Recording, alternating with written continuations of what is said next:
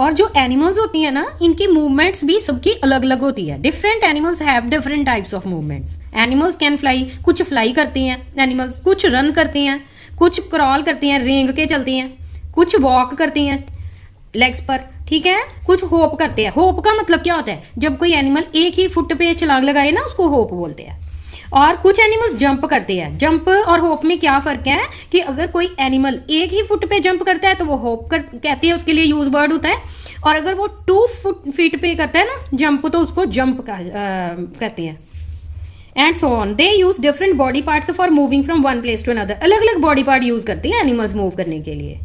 दे में use wings. कुछ animals wing use करती हैं, जैसे बर्ड्स हैं, कुछ लेग्स यूज करती हैं, and other parts that help them to move. Many animals differ from each other in shape, size, structure, colour and other features. और आप जितने भी आप एनिमल्स देखते हो, सबकी शेप भी अलग होती है, साइज भी अलग होता है, स्ट्रक्चर भी, कलर भी, और भी उनमें कई फीचर्स हैं जो एक दूसरे से अलग हैं। Plants and animals live in different surrounding. ये जो प्लांट्स और एनिमल्स है, ये अलग अलग सराउंडिंग में रहते हैं। जैसे फिशेस है, दे लिव इन वाटर, पानी में रहती हैं, और उनकी बॉडी कैसी होती है, स्ट्रीमलाइंड होती है, बीच में से चौड़ी और साइडों पे पतली, ताकि वो अच्छी तरह से स्विम कर सके। और fins for the movement in water, और उनकी बॉडी के ऊपर फिन्स होती हैं ताकि वो पानी में मूव कर सके। Goats they live in grassy areas. जो गोट्स है वो ग्रासी एरियाज में रहती है और वो अपनी लेग्स की हेल्प से मूव करती हैं। और इनकी जो साइज है, शेप है एनिमल्स की, वो भी डिफर करती है एरिया टू एरिया। नेक्स्ट है कैक्टस है। कैक्टस प्लांट जो है, that have a thick and fleshy stem. उसकी जो स्टेम है वो मोटी होती है और फ्लैशी होती है। और ये जो प्लांट है, ये डेजर्ट का प्लांट है, राजस्थान का। और जो दियोडार ट्री है, ये हिमाचल प्रदेश में होती है और they are conical in shape. और ये जो ट्री है, इनकी शेप कोनिकल होती है, कोन जैसी होती है। And have flexible and sloping branches. और इनकी ये बड़ी, इसकी स्टेम बड़ी फ्लेक्सिबल होती है और इनका जो सरफेस है पूरा ऐसे स्लोपिंग होता है। क्यों? ताकि जो है, अगर बर्फ पड़े तो पूरी तरह से जो बर्फ है वो स्लिप होके नीचे आ जाए। There is a very little water available in the deserts. A hot desert is typically very hot during the day and cold at night. जैसे कि देवदार ट्री है, ये पहाड़ों में है तो कोनिकल है, ताकि जो बर्फ पड़े तो पूरी फिसल के नीचे आ जाए। इसी तरह जो एनिमल्स है दूसरे, उन्होंने भी अपने आप को अडेप्ट किया हुआ है ताकि वो वहां पे सरवाइव कर सके। जैसे डेजर्ट के जितने भी प्लांट्स है, डेजर्ट में क्या है, बहुत कम पानी है, ठीक है। और जो हॉट डेजर्ट है वो टिपिकली दिन में तो वो हॉट रहता है और रात को वहां पे कोल्ड हो जाता है। तो वहां के जो प्लांट्स है, उन्होंने भी अपने आप को अडेप्ट किया हुआ है और एनिमल्स ने भी अडेप्ट किया हुआ है।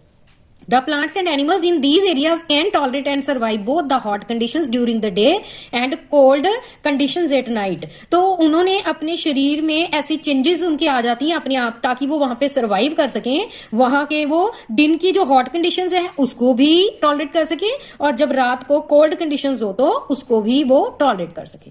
The fleshy stems of plants found in desert can store water and help them tolerate the hot conditions of these places. तो जितने भी डेजर्ट के प्लांट्स है ना, उन्होंने भी, उनकी बॉडी ने भी अपने आप को अडेप्ट किया हुआ है अपनी सराउंडिंग के अकॉर्डिंग। जैसे डेजर्ट में पानी कम है तो वो अपना पानी जो है वो स्टोर करते हैं अपनी स्टेम में, ताकि वो वहां की हॉट कंडीशंस को टॉलरेट कर सके, नहीं तो वहां पे वो पौधे सरवाइव नहीं कर सकते। The mountains is in extremely cold regions experience frequent snowfall. और जो माउंटेन रीजन्स होते हैं जैसे हिमाचल वगैरह, तो वहां पे जो है बहुत ज्यादा स्नोफॉल होती है। In order to survive in such condition, some of trees have ability to let the snow slide off easily. तो वहां के जो पौधे हैं उनकी शेप ही ऐसी है ताकि जब स्नोफॉल हो तो वहां से स्नो फिसल के जो है वो अर्थ पे चली जाए और पौधे को नुकसान ना हो। Conical shape and sloping branches of deodar trees enable them to do easily. और जो देवदार ट्री है, जो J&K में और हिमाचल में ज्यादा पाई जाती हैं, तो इनकी जो शेप है वो कोन जैसी है और स्लोपिंग है इनकी जो ट्रीज है ना, ताकि अगर बर्फ पड़े तो वहां से स्लिप होके नीचे चली जाए। The camel of the hot desert has long legs with wide hooves.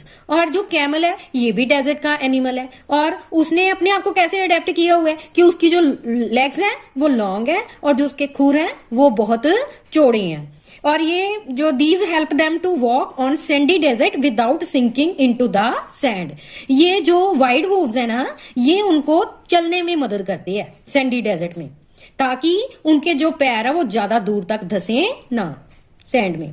The height and legs of camel of cold desert are comparatively shorter than those found in hot desert। एक तो hot desert है, राजस्थान है, लेकिन cold desert भी है, लद्दाख जो है ये कोल्ड डेजर्ट है, तो वहां पर भी कैमल पाया जाता है। पर राजस्थान का कैमल और लद्दाख में पाए जाने वाला कैमल दोनों की बॉडी में फर्क है। जो राजस्थान में पाया जाता है उसकी तो लेग्स लॉन्ग है और उसके हूव्स भी वाइड है, और लेकिन जो लद्दाख में पाया जाता है ना कैमल, उसकी हाइट और लेग्स दोनों ही जो है वो छोटी हैं, कंपैरेटिवली शॉर्टर है than those found in hot desert. जो हॉट डेजर्ट में कैमल पाया जाता है उससे उनकी लेग्स भी छोटी हैं और उनकी हाइट भी कम है, ताकि वो वहां पे आराम से सरवाइव कर सके।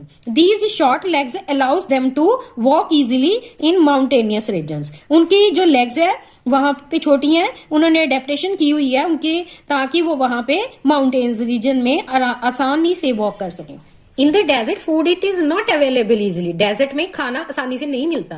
Camels store food in their humps, और कैमल की बॉडी के ऊपर एक हम्प होता है, उसमें वो फूड को स्टोर कर लेता है। Camels found in hot desert have one hump that help them to survive during the scarcity of food. और जो हॉट डेजर्ट में है, राजस्थान में है कैमल, उसकी बॉडी के ऊपर वन हम्प होता है ताकि वो वहां पे फूड को स्टोर कर सके। और जो स्कैरसिटी वर्ड का मतलब होता है कमी, अगर कम हो जाए वहां पे फूड, फिर वो उस हम्प से का फूड यूज कर लेता है वो।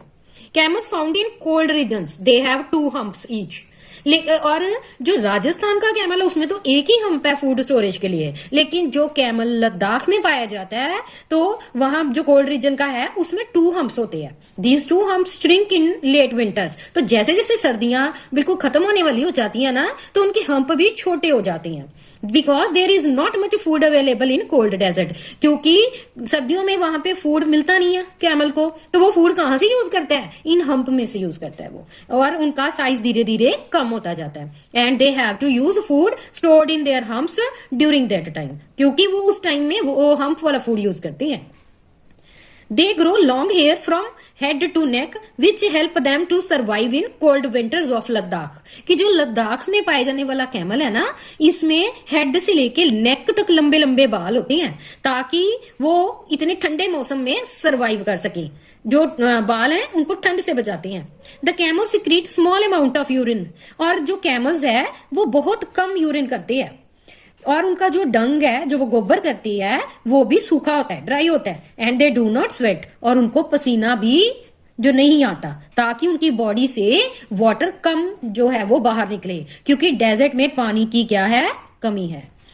As camels do not lose much water from their bodies, they can survive for many days without drinking water। क्योंकि कैमल्स अपनी बॉडी से ज्यादा पानी लूज नहीं करता, स्वेट के थ्रू भी नहीं करता, यूरिन के थ्रू भी नहीं करता, तो इसलिए वो वहां पे सरवाइव कर जाते हैं बहुत ज्यादा दिनों तक बिना पानी पिए। सभी एनिमल्स ने भी अपने आप को अडेप्ट किया होता है, वो अपनी बॉडी में ऐसे चेंजेस ले आते हैं ताकि वो वहां पे सरवाइव कर सके। इसी तरह पौधों में भी ऐसे ही है, जैसे मैंने आपको देवदार का पौधा बताया, ठीक है, तो रोडोडेंड्रॉन्स ये ट्री का नाम है। ये कहाँ पाए जाते हैं, शोला फॉरेस्ट ऑफ नीलगिरीज में पाए जाते हैं, ठीक है। और इन्होंने भी अपने आप को अडेप्ट किया हुआ है, ठीक है। दे आर शॉर्टर हेड, और इनकी हाइट कम है, एंड स्मॉल लीफ है इनके टू सर्वाइव, ताकि वो वहां पे जिंदा रह सके। क्योंकि जो नीलगिरीज एरिया है ना, वहां पे क्या है, बहुत ज्यादा ठंडी और तेज हवाएं चलती है, तो ताकि वो जो उनके लीव्स हैं वो खराब ना हो, ठीक है, और उनके पौधे भी, उनको भी नुकसान ना हो, तो वहां के पौधों की हाइट भी क्या है, कम है। ट्रीज की हाइट क्या है, कम है। थ्रू द हैवी विंड्स और माउंटेन टॉप्स, क्योंकि वहां पे हैवी विंड्स चलती है ना, जो वो उन रोडोडेंड्रॉन ट्रीज को नुकसान ना दे, तो वहां पे ट्री पहले से ही हाइट भी उनकी कम है और लीव्स भी छोटे हैं। And rhododendrons in Sikkim mountains they are taller. Rhododendrons Sikkim में भी पाई जाती हैं, लेकिन जो रोडोडेंड्रॉन्स सिक्किम में पाई जाती है ना, उनकी लेंथ लंबी है, क्योंकि वहां का जो टेम्परेचर है, जो वहां का एनवायरमेंट है, वो पौधों के लिए ठीक है। वो क्यों टॉलर है, क्यों उनके पौधे वहां पे टॉलर है, क्योंकि उन्होंने अपने आप को अडेप्ट कर लिया है। टॉलर जो प्लांट है ना, उनको फिर पूरी तरह से धूप मिलती है और हवा मिलती है, और वो फुली ग्रो कर पाते हैं। तो प्लांट अपने आप ही वहां पर उनकी हाइट, उनके लीव्स, वहां की सराउंडिंग पे डिपेंड करता है, अडेप्टेशन हो जाती है पौधों की। Plants and animals living in particular region have special features that make them fit to survive there. पौधों में भी अपने आप ही ऐसे फीचर्स आ जाते हैं, एनिमल्स में भी आ जाते हैं ऐसे फीचर्स, ताकि वो उस एटमॉस्फेयर में सर्वाइव कर सके। The special features that enable plants and animals to survive in particular region they are called adaptation. ये जो स्पेशल फीचर अपने आप पौधा कर लेता है ना अपनी बॉडी में डेवलप, तो इस अपने सर्वाइव करने के लिए तो किसी पर्टिकुलर रीजन में, तो इसको हम अडेप्टेशन कहते हैं। The place where plants and animals live is called their habitat. Habitat क्या होता है? जहां पे कोई पौधा रहता हो या कोई एनिमल, जहां पे कोई पौधा रहता होगा वो उसका हैबिटेट है, जहां पे वो कोई एनिमल रहता होगा वो उस एनिमल का हैबिटेट है। The habitat of camel, it is hot और कोल्ड डेजर्ट। जैसे कैमल है, ये कहां पे रहता है? या तो ये राजस्थान में रहता है, हॉट डेजर्ट है, और या फिर ये लद्दाख में मिलता है जो कि कोल्ड डेजर्ट है। तो कैमल का फिर हैबिटेट क्या हुआ? ये हैबिटेट क्या हुआ इसका? Desert. Habitat of sea turtle, it is sea. जो सी टर्टल है ये सी में रहता है या ओशियन में रहता है, ठीक है। आगे the habitat of rhododendron, it is mountain. और जो रोडोडेंड्रॉन ट्री है ये कहाँ पाया जाता है? शोला फॉरेस्ट ऑफ नीलगिरीज में पाया जाता है और सिक्किम में भी पाया जाता है। तो इनका जो हैबिटेट क्या है? माउंटेन्स है। The habitat of plants and animals provide them food, water, air, shelter and other needs for their survival. जो किसी भी प्लांट का और एनिमल का हैबिटेट होता है ना, इसका क्या फायदा होता है प्लांट और एनिमल को? कि हैबिटेट उसको फूड प्रोवाइड करता है, वाटर करता है प्रोवाइड, एयर करता है और शेल्टर करता है, और भी जो उसकी जरूरतें हैं इनको वो हैबिटेट कंप्लीट करता है उनके सर्वाइवल के लिए। The plants and animals that live on land are said to live in terrestrial habitat. जो plants और animals land पे रहते हैं ना, उनके habitat को क्या कहा जाता है? terrestrial habitat. Some examples of terrestrial habitat, they are forest, desert, grasslands and mountain. terrestrial habitats में कौन कौन सी जगह आती हैं? एक तो forest आती हैं, deserts आती हैं, grasslands आती हैं, mountains आती हैं, क्योंकि ये सारी ही land है। The plants and animals that live in water are said to live in aquatic habitat. और जो पौधे और एनिमल पानी में रहते हैं तो उनका कौन सा हैबिटेट कहते हैं? aquatic habitat.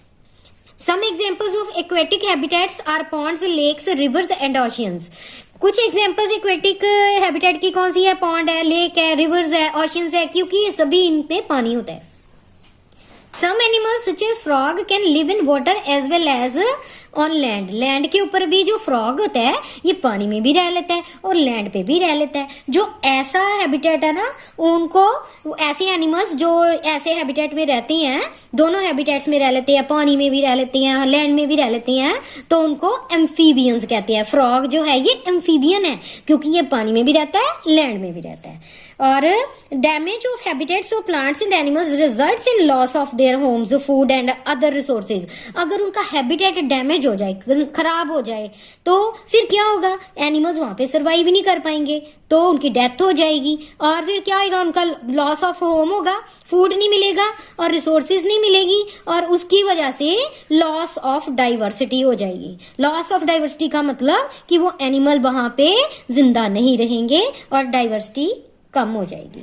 तो ये है आज की हमारी वीडियो।